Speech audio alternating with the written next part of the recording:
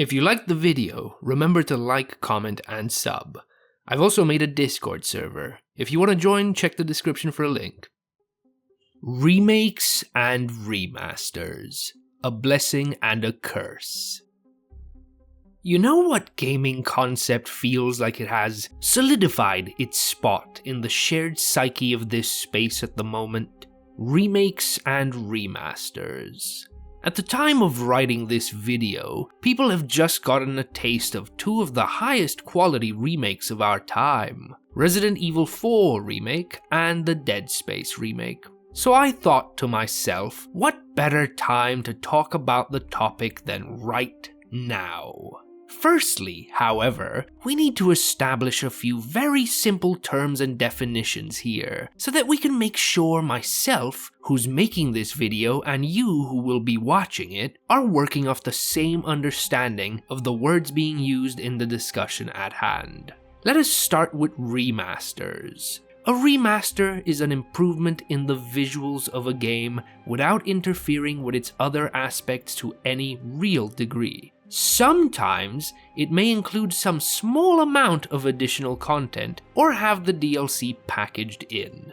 A remake, on the other hand, is when a game is redesigned, sometimes from the ground up, while retaining key characters, themes, and story elements from the original version.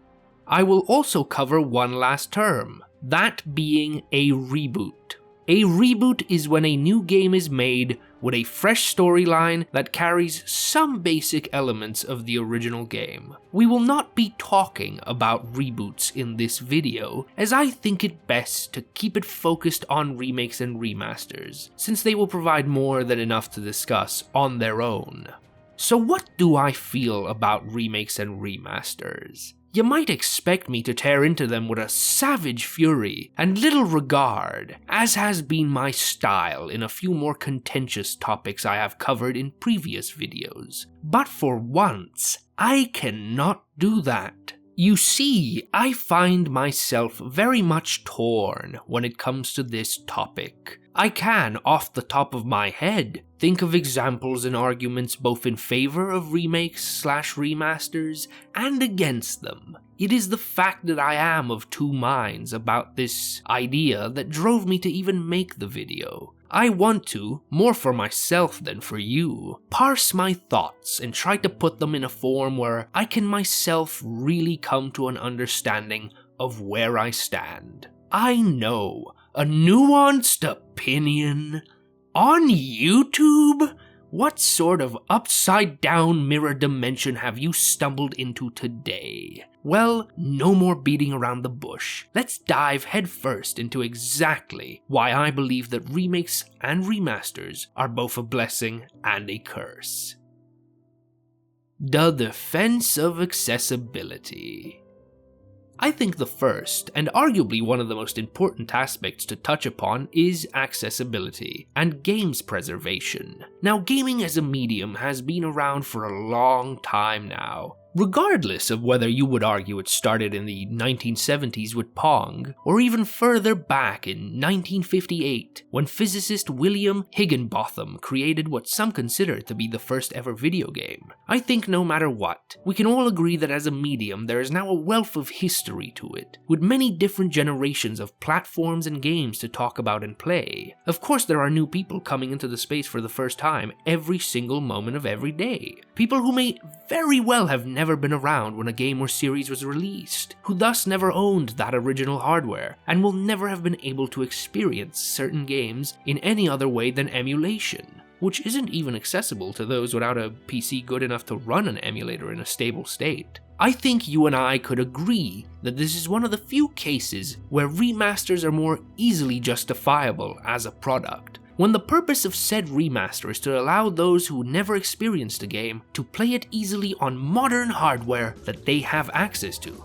If I was to push it even, I would say that this is one of the few reasons for devs to make a remaster that is worthy of praise. I like having all games accessible to me whenever possible. I enjoy not having to jump through numerous hoops just to be able to experience something that was before my time, or that I simply didn't have the hardware to access anymore. Would I prefer universal backwards compatibility? Of course I would. But that is not the point of today's video, and I would also be a fool to expect an industry so utterly consumed by greed and so uncaring of preserving its own history to ever truly aim for 100% backwards compatibility. However, I can think of many great examples of where a remaster took a game that is absolutely worth experiencing and made it accessible to a whole new generation of people who simply lack the means. The Crash Bandicoot Insane trilogy is personally one of my favorite retro remasters. Being able to play it once again through games that I loved as a child, with massively improved visuals on pretty much all modern platforms, that's what I'm talking about. The Crash games are a lovely, if challenging experience that were absolutely worth bringing back in this format for those who had never had a chance to truly enjoy them.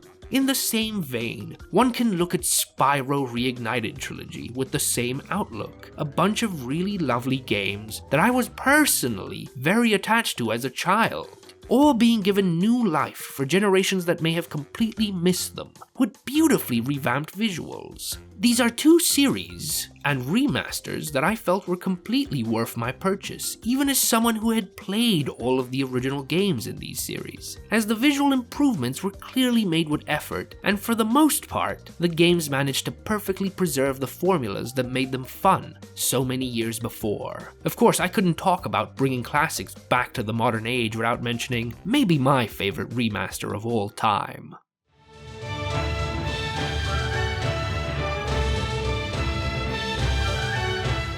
The remaster developed by Bluepoint of Shadow of the Colossus is one of the most impressive examples I can think of. All Bluepoint did was update the visuals, while maintaining the gameplay of the original near 1-to-1, with a few reworked controls. However, they did such a phenomenal job preserving exactly what makes the original one of the greatest pieces of art of all time that I can with some certainty say this is now the definitive way to experience this game. The tone and artistic intent of the original are preserved. I've seen some argue that the graphical update goes too far, but I felt the same exact emotions while playing through the remaster as I did the original, so my personal judgment is that it was just about right. This is something that a good remaster considers and tries its best to maintain the original artistic intent, whether we're talking about the atmosphere or tone of the game being remastered, which brings us neatly into the next point that I want to discuss. How remasters can ruin artistic intent. One of the things remasters can absolutely destroy is the original artistic intent of a work of art. Why did I want to segue into this after mentioning Shadow of the Colossus? Because Bluepoint are responsible for both that remaster and Demon's Souls, which I would argue does exactly that. The Demon's Souls remaster changes the art style to such a wide degree that the tone and intent of what it should invoke in players, I would argue, has changed. By the way, I know some of you are going to say that it's a remake, not a remaster. No, it is primarily a graphical upgrade. The gameplay formula and levels have remained, at least in terms of space and layout, unchanged, so I will count it under the definitions I set up earlier. If you don't like it, make your own video.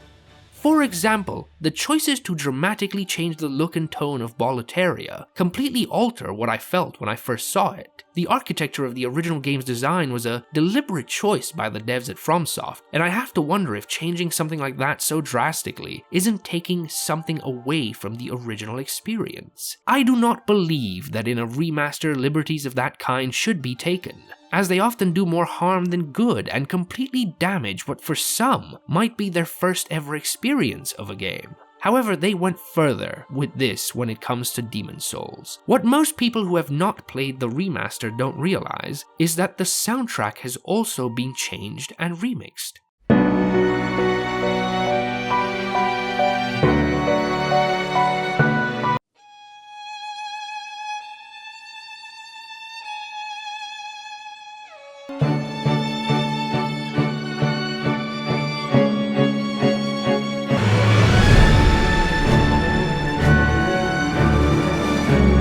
this isn't a discussion about whether you specifically like this new big orchestra and choir direction that they went with for the music. I loved it in Bloodborne, where it was the intentional choice of the original devs. My point is that when you change something as big as the soundtrack of a game in a remaster, you are deciding you know better than those who made the game. You have decided that you can go against the authorial and artistic intent of people who poured thousands of hours of their lives into creating a work of art, that you know better. This isn't a matter of taste, it's a matter of what seems to me like arrogance and a disrespect of the material and hard work you are adapting. However, a game that commits this felony to a far greater extent, one that hurts me on a personal level, is Halo CE Anniversary. The changes made in this remaster border on actual incompetence or misunderstanding of the source material. Almost every single change actively takes away from the artistic choices and tone of the original game's levels. The change almost everyone points to is how the remaster has butchered the level 343 Guilty Spark, completely removing the creepy, dread-inducing tone, and instead turning the lighting up to max, making what is supposed to be a mysterious and ancient Forerunner structure instead look like some sort of modern art museum, where everything is too bright and any sense of building tension has been completely and utterly done away with. Here is my mandatory plug to go check out my love letter video for a look at how incredible and atmospheric the original version of Halo is. Halo Anniversary does this constantly throughout. Multiple levels have been changed to such a drastic degree visually that whatever the emotion they were initially supposed to invoke in a player has also been totally altered to something else. You cannot tell me you can look at these different versions and still get the same emotion out of it, the same vibe. The same kind of issue can be seen in a number of other remasters that arguably change too much and totally flip the mood and tone of the games they present, such as Fable Anniversary, Crysis Remastered, the Arkham remasters, and many, many more. I believe this problem with remasters should especially bother people who look at this medium as an art form. If you truly believe that video games are art, then you should quite frankly be just as outraged at changes like these being made as you would be at what George Lucas did to the original Star Wars trilogy, with those disgusting CGI additions, and then proceeding to make the original versions nearly impossible to legally obtain as opposed to the altered ones. Anytime changes like these are made and approved with the remaster of a game, it is akin to the devs in charge of the remaster deciding that they know better. That whatever the original creators made isn't worth preserving in the same state, because they did a bad job, and the new devs will do a better one. They will improve it. I cannot imagine anything more arrogant than dismissing years of other people's hard work because they think they can do it better, and in so many cases, they fail utterly. Welcome to the Circus of Value! Do you like not blowing a stupid amount of money on games? You know I do. Well, you might actually like one of the effects that remasters have had on the gaming landscape: value for money. This is especially true for people experiencing some of these series for the first time. How many incredible series are now fully accessible with their DLC, all in one single reasonably priced package? There's the Mass Effect Legendary Edition, which if you were to have bought that series and all the DLC included in the package individually and at launch, would probably have come to somewhere in the ballpark of $200 or more. Yet you can now get that whole package for the price of one game. Then we have Halo, the Master Chief Collection, which allows you to experience 6 entire games for the price of one. That's 5 of the best first-person shooters ever made, and Halo 4, all in one package. I mean, come on, even I have to admit that this has been one of the few positives of remasters. Again, especially if you're someone who's never paid for or played these series before. You've never had more incentive to try them than right now. By getting into them this late, you've probably saved thousands of dollars total. There are so many more that now provide this exact same value for money. The BioShock trilogy, the aforementioned Crash and Spyro remasters, the Nathan Drake collection, Borderlands the Handsome collection, the DMC collection, worth the price of asking just for DMC3. The list goes on and on. All of these remasters are 100% worth the money spent, and for people who, for example, are struggling during this global recession, they're a great way to pay a reasonable amount for a big chunk of engaging, fun content to keep them satiated during troubled times. So yeah, I have to give some remasters the win in the economical area. They make a lot of sense as purchases, and are worth more than a lot of full-priced games coming out right now. Shameless cash grabs. The worst sin that a remaster can commit is being an utterly pointless, obvious, shameless cash grab. Oh boy, do we have some lovely recent and not so recent examples of devs and publishers pulling those out, playing on people's nostalgia to make them buy basically the same game all over again with minimal improvements or changes just to squeeze every last juicy morsel of cash they can out of them. One of the most egregious examples I can think of is The Last of Us. The Last of Us originally released on PS3 in 2013, and then a remake, which is actually a one-to-one remaster with slight graphical improvements, released on PS4 in 2014. And now, The Last of Us TM Part 1 has released in 2023. Now look, you might think, hey, that's a good chunk of time between the remaster on PS4 and the newest version. You're stupid. This would be a fine argument if this game was made by anyone other than Naughty Dog, but you see, maybe as a result of their insane amount of crunch, yeah, I bet that's it, the older versions of the game still completely hold up. In fact, I would say anyone who played or owned the PS4 version is completely justified in being flabbergasted at them trying to sell the same fucking game again for the same price as a brand new thing at launch. But to make matters so much worse, you're getting a game with A, less content, and B, that launched in a way worse technical state. How about I go over both these points in a bit more detail? The Last of Us TM Part 1 has launched without any form of multiplayer component. Now, why is that a problem? Because unlike a lot of games where the multiplayer was just a tacked on afterthought, the original Last of Us had a really fun and engaging multiplayer mode that some people, myself included, managed to sink hundreds of hours into. One that was very well designed and managed to provide enough entertainment value that there is still a very strong cult following and player base for it. You are literally paying full price for a remaster that barely looks at all like a major improvement and that has had content again literally taken out. An actual joke. Then there's the state of the PC port, which was released as such a stinking pile of crap that Naughty Dog had to put out an official apology, saying that they will do better in the future. Imagine all of that. You pay for a product that is being resold to you with less bang for your buck, and then you actually get it, turn it on, and it is a barely functional mess full of bugs and technical failings. A remaster that was, by the way, more than likely rushed out the door to come out while the hype around the television adaptation was still buzzing. Oh yeah, go check out Dr. Skipper's video on the adaptation versus the game. It's pretty good. Striking while the iron is hot. Who cares that the product you put out is a spit in the face to the people paying for it, right? The Last of Us TM Part 1 will remain one of the best examples of how remasters can turn out to be a shameless cash grab. There have been other examples of these blatant cash grab remasters. I mean, you know what industry we're talking about, right? Let's talk about our dear old punching bag, Ubisoft, and their incredible remaster of Assassin's Creed 3. Do you remember that?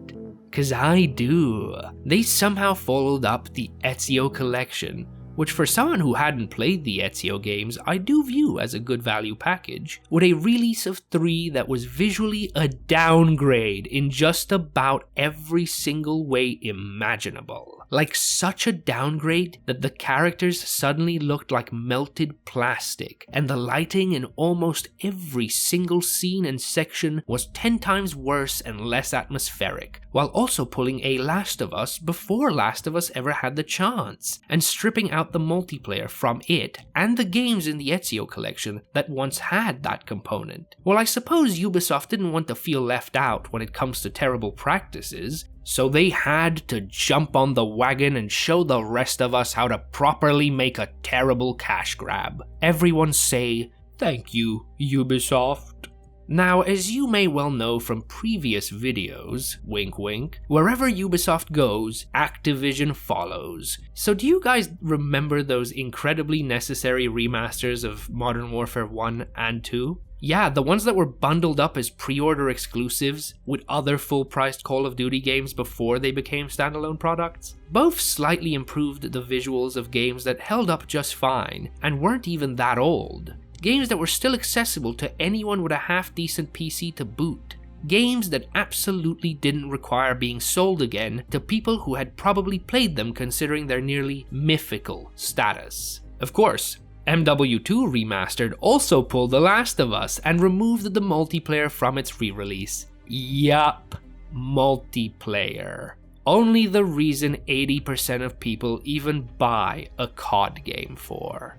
Yeah, I wish I could forget to, but it can always get worse, guys. Let me put forth a hypothetical scenario. I want you to conjure up a game in your mind that has very little replay value, and is stylized in such a way that at the very least you can sort of argue it will remain graphically ageless. Now imagine releasing a remaster of that game where the graphical improvements don't feel like improvements because they're just another iteration of the existing stylized art decisions. You've just conjured up a game called Life is Strange Remastered. I bet most of you didn't even realize that game got one.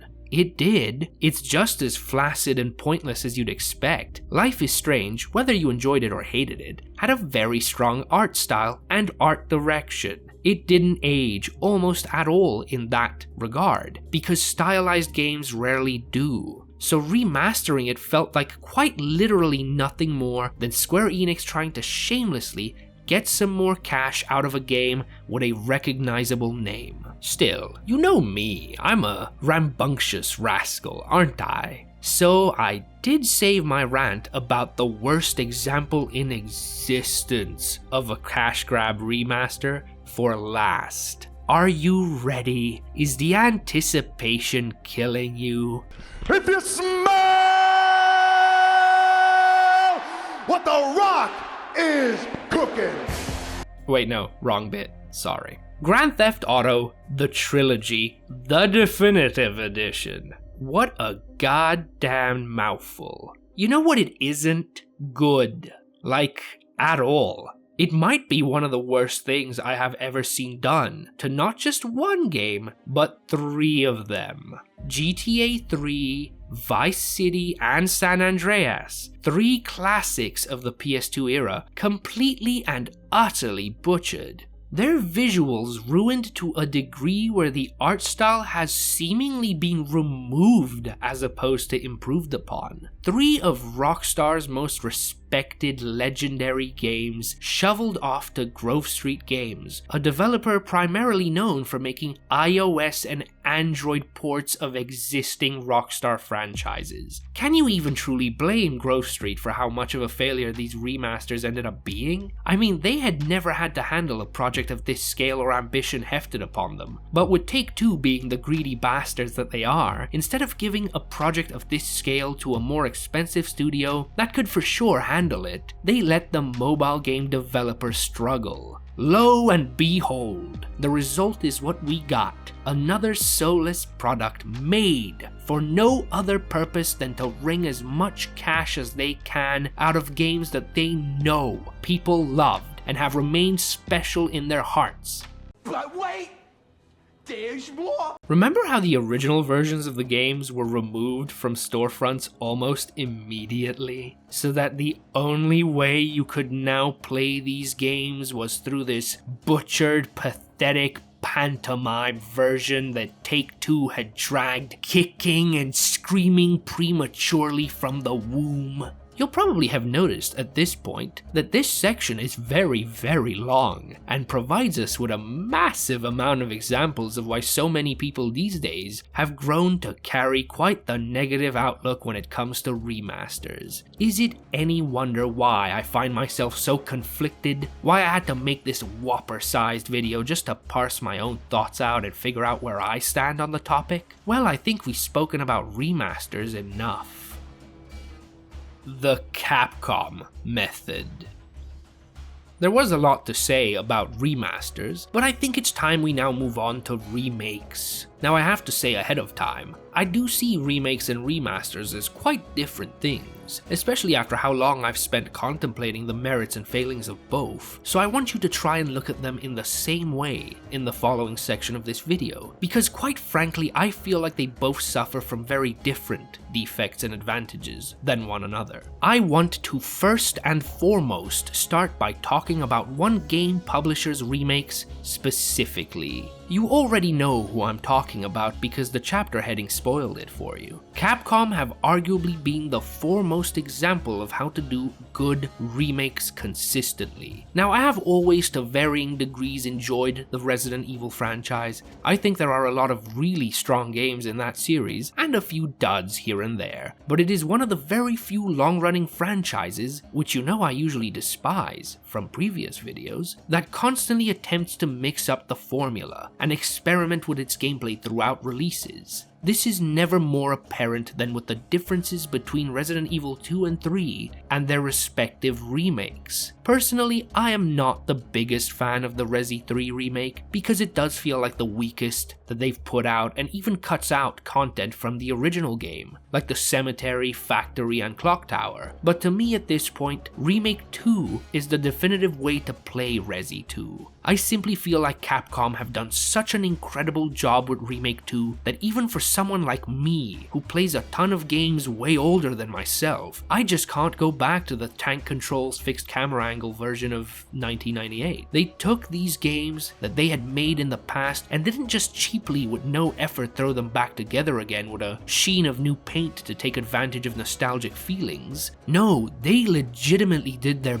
best to create games that feel like brand new and polished iterations of their past releases. In the cases of both 2 and 3, I think the remakes are good enough to stand on their own as a way to experience this series. It's something I've spent a lot of time thinking about, because at this point I have probably put more hours into Remake 2 than I ever did the original release. The way the world has been redesigned and the gameplay formula of more action-styled RE games has been implemented is honestly impressive, especially with Remake 2, where you have the gameplay style of RE4, but adapted just well enough to not make you feel like an action hero. This brand new iteration still succeeds in capturing what made the original a survival horror masterpiece. It's still legitimately scary at times, and you do have to play with a level of care and thought that was only ever present in the earlier games of the series. Now, I have gushed about Remake 2 and mentioned 3, but I know what you're all really waiting to hear me address. The recent, at the time of writing, remake of Resident Evil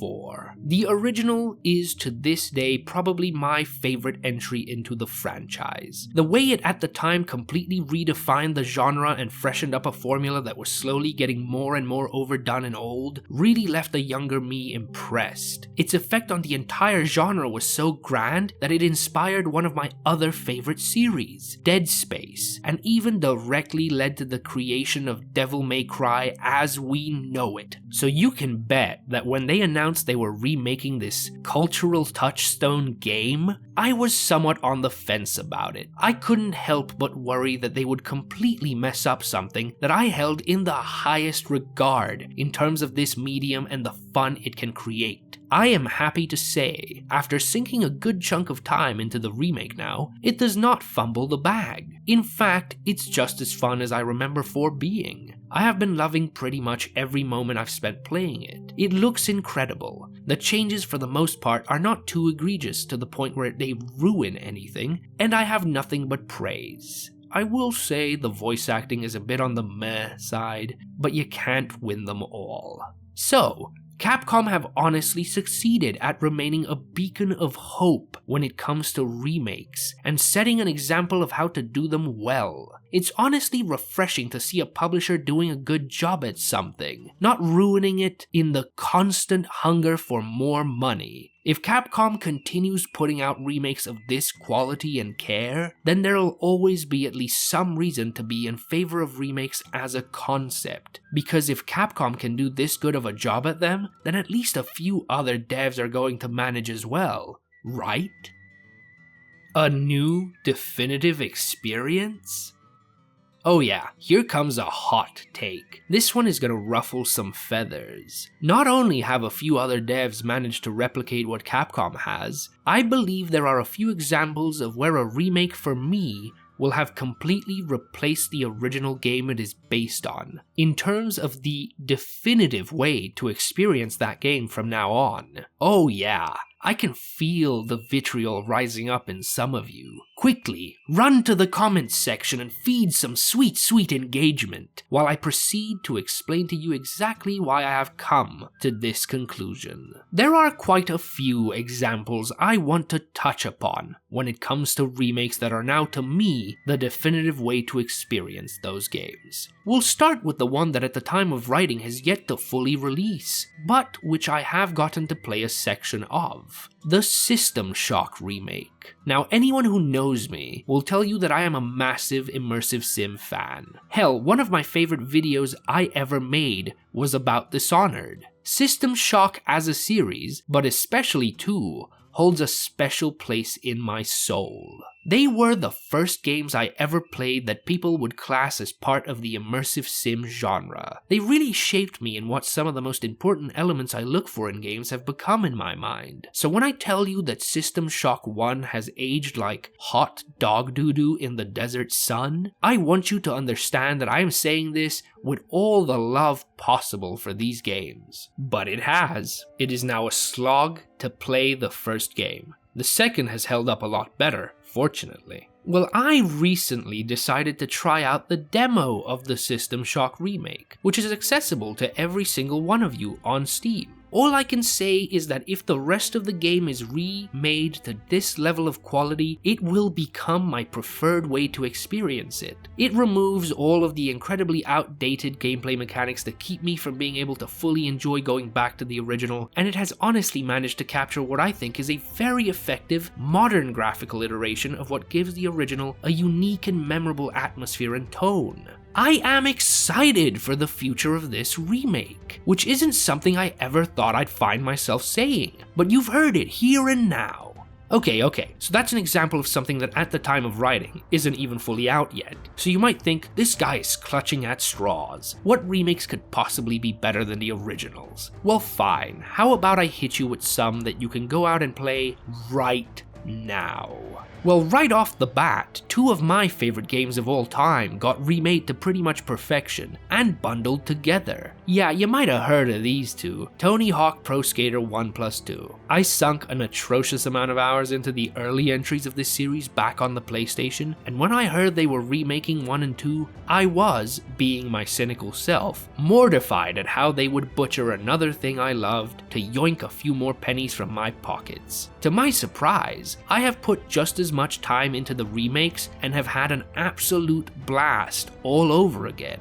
They even managed to recapture some of that late 90s, early 2000s edgy teen rock vibe with the games. This is now one of my go-to examples of how, if done in good faith and given to a competent developer, we can absolutely have things we loved be updated to a modern standard and not utterly ruin our memories. This is now my go-to way of experiencing these games. These iterations do everything I wanted them to do and more, and they have once again made me remember what it was about this series that got my blood flowing, before it got turned into the soulless, low-effort franchise that we got in the later releases. Skating is still fun. I know, what a shocker. Alright, I hear you. Yeah, that is a good example, but you need something more recent to prove that good remakes can in fact be a common thing. Well, have I got another for you? Dead Space.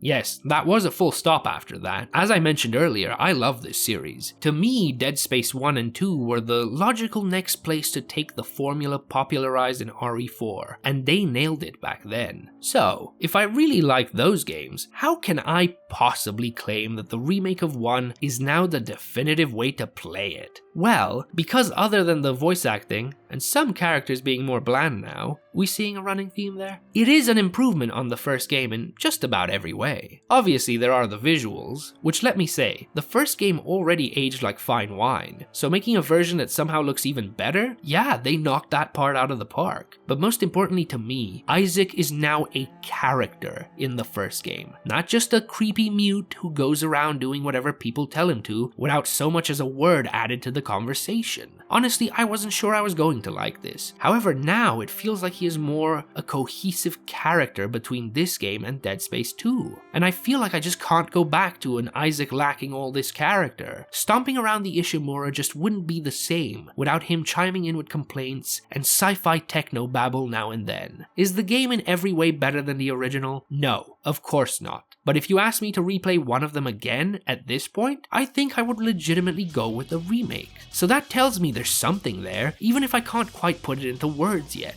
which makes the remake my new definitive version. Now, there's a certain fan base out there, maybe even some watching this video, who have been waiting for me to finally get to their favorite IP and its two very impressive remakes. Well, surprise, surprise fellow Yakuza fans, it's one of my favorite series and another example to me of a long-running franchise done well, that somehow kept things fresh and implemented just enough innovative ideas and new story beats to justify its own long-running existence. However, the first and second game have aged, and they have done so considerably. So when Kiwami 1 and 2 came out, I had to jump on them as I was hungry to go through the entire series again and refresh my memory. Well, the crazy bastards did it! I think that the Kiwami versions are now the only way I will be able to play this series when I go through it again in future runs. Are they better games in every way? No. I still am happy that I got to experience the original versions. You see, I don't think that a remake becoming the definitive version means we should erase the originals. Not at all. I love the preservation of video game history, more than most devs and publishers it seems these days, and I will forever cherish my time with those originals. I just simply enjoy the gameplay and quality improvements in Kiwami too much to ever pick those versions over these new ones again, even if I will forever be glad I played both. I hope that does make sense. I know it's a bit rambly, since these things are hard to put into words at times. But yes, Yakuza has shown another banging example of how to do remakes really damn well. I have saved one very special game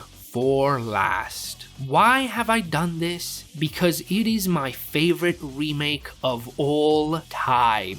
It is the one that convinced me there was potential for remakes and that they are worth giving a shot and not just dismissing out the gate. The one that proved to me that remakes are a caliber above remasters. There are two FPS games that played a vital part in my formative years. One I already made a video to, Halo Combat Evolved. The other is Half-Life. The original Half-Life was the first shooter I ever played on a PC, and it stuck with me in ways that a lot of other games have failed to do. So, when I heard that there was in development a fan-made remake of the game titled Black Mesa, you might guess that I approached it carefully, the way one does a dangerous, untamed animal in the jungle, prepared for it to tear apart the fleshy, perfect ideal that Half-Life occupied in my heart, ready to be disappointed. My friends, believe me when I tell you, I have never been more wrong in my life. Black Mesa is a masterpiece.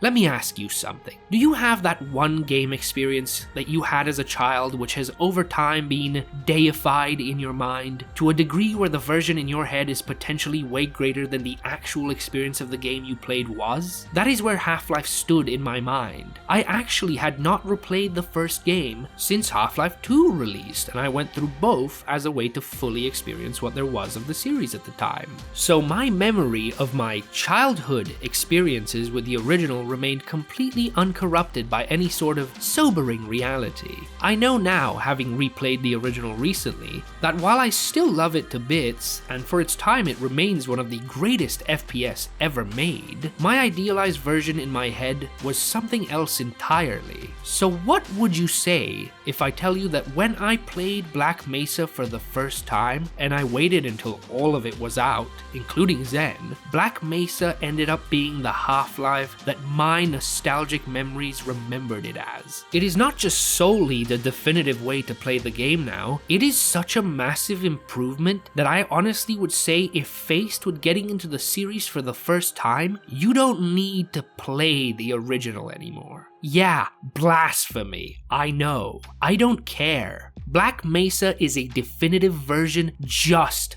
for what it achieves with Zen alone. Taking what was in the original game an underdeveloped 30-minute section that fell flat and lifeless and like a pointless addition before the final boss, and making it one of the most exhilarating and visually stunning alien experiences in the entire Half-Life series. Black Mesa is why I gave remakes their own section of this video, why I now hold them in a much higher standard, and believe that one needs to separate them as topics when discussing them against remasters. It gave me definitive proof that when made by people who truly love what they are creating an iteration of, a remake has the potential to make something that ascends beyond the original material and its failings.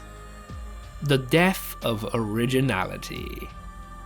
Look, I'll admit it, I am actually biased in favor of remakes. However, since I am someone who enjoys nuance and believes in truly covering a subject as in-depth as I can, I do need to mention the one argument that I do agree with against remakes. Remakes can encourage a lack of creativity on the part of developers and publishers. How? Well, if say a publisher sees that there is more money in remaking the same games they already have over and over again, this might very well affect the resources that get allocated to new and original ideas. It may even lead to the shooting down of those ideas, maybe even the complete disappearance of original concepts as a whole, as developers instead look to existing concepts and just keep iterating on them over and over and over again. As you can probably tell, this is the same territory that leads me to not be a fan of long-running franchises. I place a high amount of value on originality, and remakes do offer an incentive and an opportunity to say no to originality and instead focus on rehashing old material, which one can easily argue would be bad for the medium in the long run and would result in long-term stagnation, creatively speaking. There are of course exceptions even to this argument. For example, the remake of Final Fantasy VII, slight spoilers, actually takes the story in a completely different direction than the original, and almost exists as a complementary piece of art that is better when you put it side by side with the original game. Nevertheless, I can absolutely understand why someone would remain wary of remakes for this reason, and feel like we shouldn't really be encouraging them as a common practice as a result of the effects it may end up having on the industry. So, blessing or curse? I think by ordering my own thoughts in this way, what I have discovered about myself is that I may eternally remain conflicted on this topic. However, there are a few things I can now say with certainty. Firstly, I prefer remakes to remasters, as on the many occasions I have spoken about, I have found remakes to offer me better and at times more definitive ways to experience things that I already love. Remasters have their own advantages, of course, as we've highlighted. They allow for increased accessibility in a medium that is notoriously bad at preserving its own history, and it can, at times, offer an incredible value for money, especially to those who have never partaken of some of the games and franchises being remastered. So to those who hold these two factors to be very important, I believe remasters can justify their own existence. However, the cons will always remain that they, as we have seen on multiple occasions already, encourage lazy and low-effort cash grabs from developers and publishers who just want to play off your nostalgia for things you once held near and dear. This will always remain an issue when it comes to remasters, less so with remakes because they, by their nature, require a greater level of effort to completely change certain aspects. Most importantly, the greatest con is the damage that can be done to the original artistic intent of a game. If those tasked with remastering something don't have the necessary amount of respect or knowledge or competence in regards to the original product, they may very well lose some of the magic that was there in that previous version, and thus create something that is inherently lacking and more so a lesser imitation. So what is the answer, oh great law? What is your judgment on this subject? What should we, your dear viewers, do? Let me blow your mind. You'll actually have to judge this on a game-by-game basis. That's it. That's as good as it's gonna get. I don't see this industry slowing down when it comes to remasters and remakes, because we all know that it is led by only one thing, wherever the money is. So you will just have to remain vigilant and approach each release with some base level of cynicism, so as not to be disappointed. However, always remember, there's nuggets of gold to be found buried deep within every mountain of dirt. This video took me an atrocious amount of time to make, so please share it wherever you can. Social media, Discord, show it to your middle-aged parents who won't understand a single word. Up to you really. Thank you for watching, especially if you're still here at this point, my god. I hope that this exploration of a topic that's been on my mind quite a lot in the past few years also got you thinking and maybe changed your mind one way or the other. If you liked this video, remember to like, comment, sub, and I will see you on the next one. Don't expect it to be a project of quite the same size, because writing scripts this long is hard, and editing videos of this length is massively time consuming. See ya when I see ya.